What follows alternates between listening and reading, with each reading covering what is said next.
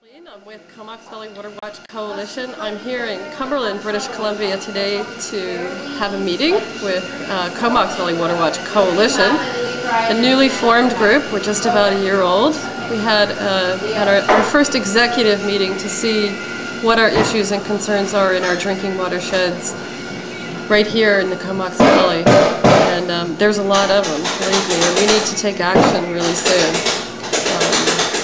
Logging, development, there's a million issues. So, the next person. My name is Edna Cox. I'm from Port Alberni on Vancouver Island, and I'm with the Save Our Valley Alliance there, which is a group which is about a year and a half old. And we began dealing with issues of raw log exports, of sustainable forestry, and of water issues. But lately this has come very close to home with water issues because they're about to log a watershed which is giving water to 2,500 people. And because this watershed is on private land, we have very little comeback as to what's going on there. So I came here with my friend, who will speak next, to find out what's going on here in the Comox Valley and to get together with other groups dealing with water so that we can have a greater impact on public education and on taking action to protect our water. My name is Gail Morton, and I'm with the Save Our Valley Alliance Public Education Group from the Alberni Valley. I became involved with this group when I noticed helicopter logging occurring above my home, and the logging that was occurring did not seem sustainable to me. So after further research, I have concluded that the logging that's going around all around our valley is not sustainable, nor is there legislation adequate enough to protect the drinking watersheds.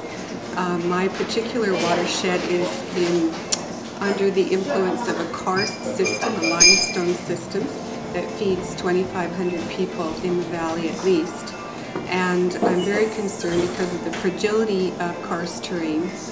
But there's a broader issue at stake here, and that is the health of watersheds all over BC and Canada and the world in general. And I'm here today to liaise with the Cumberland Comox Valley group to offer what assistance I can in this respect.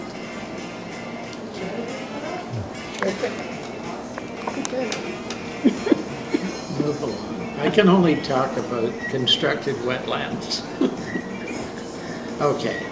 I think constructed wetlands are of interest because they are means by which water is purified as it goes through these channels that are created. And in Cumberland we have two settling ponds for the sewage, and they are one that does coarse material, breaks it up and it sinks, and then the second one is for the finer material that sinks to the bottom, it settles. And then the plan is to pump that water into the constructed wetlands, and as it goes through the plant material, the things that are bad for us, that are contained in the sewage system, like phosphorus and potassium, are drawn up by the plants, and also heavy metals. And when the water has gone through this whole system, it runs through Maple Creek to the Trent River.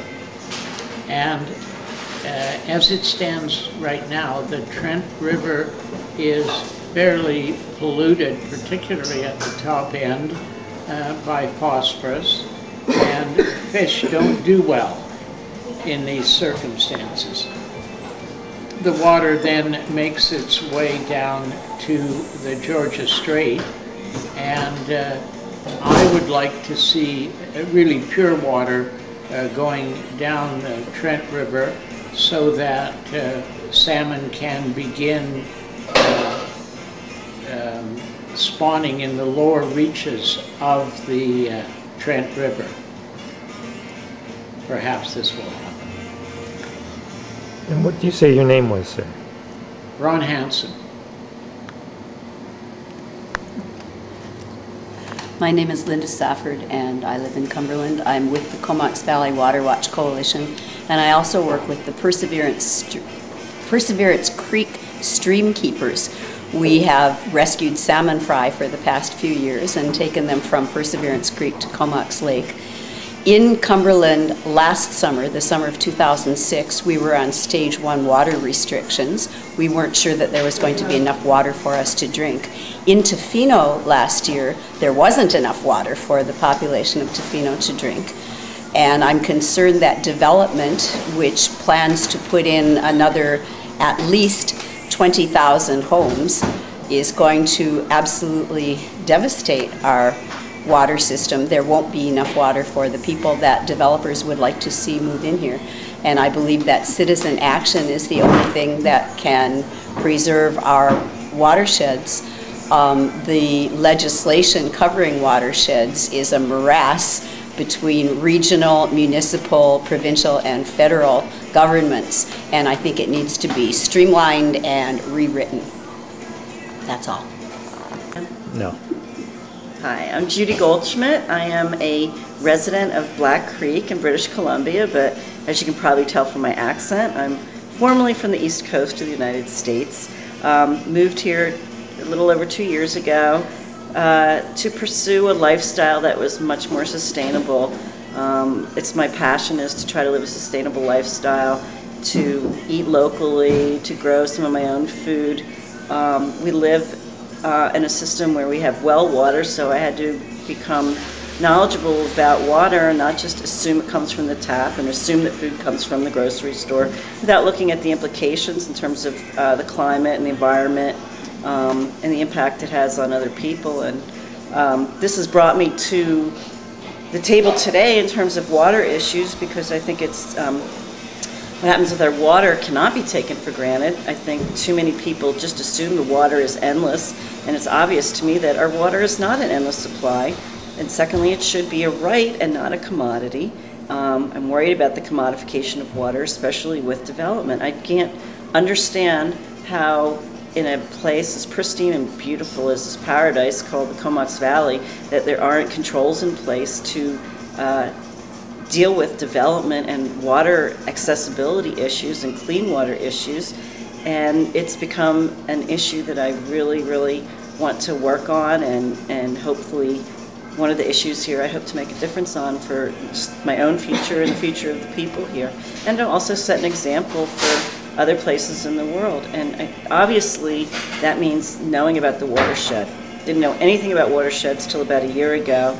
Now, based on what I know, I understand that we have to be looking at our water, knowledgeable about our water, where it originates, which is from the rain that falls in the mountains and then comes down by gravity to feed us and to water our fields and provide us with drinking water.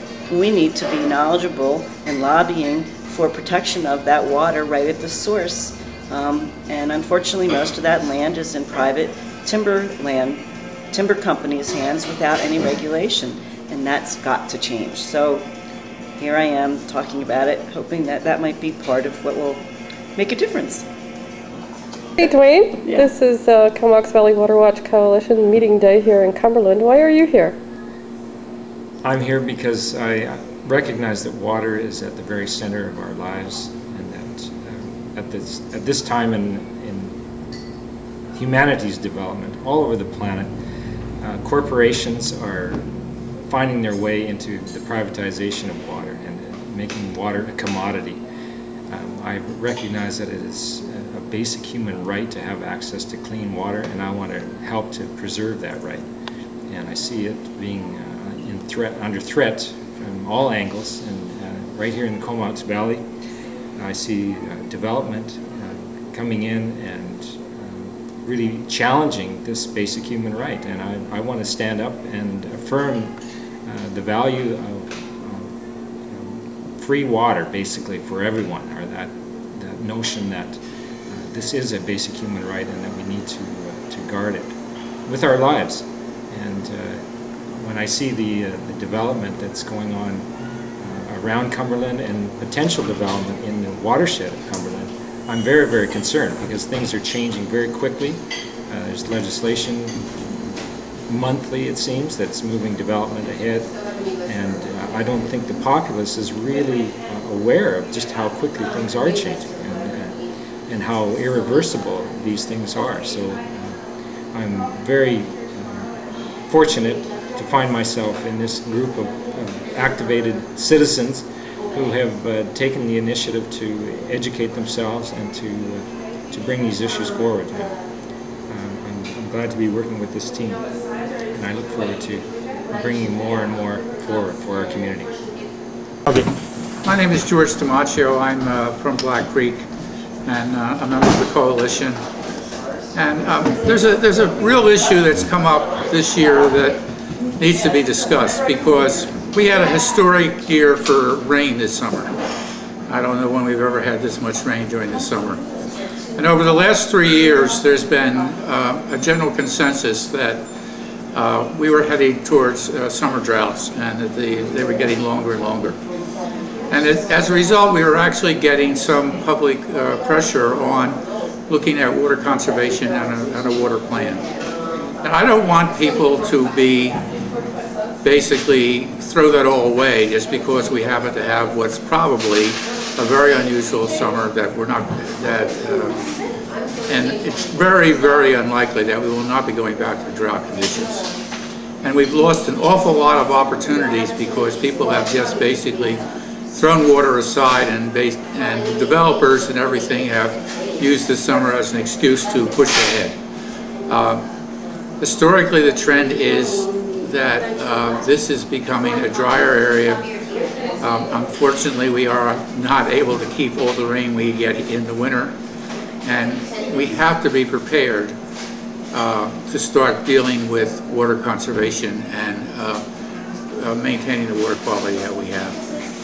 Please, please, general public, elected officials, do not be taken by surprise because you decided that this summer meant that everything was all right.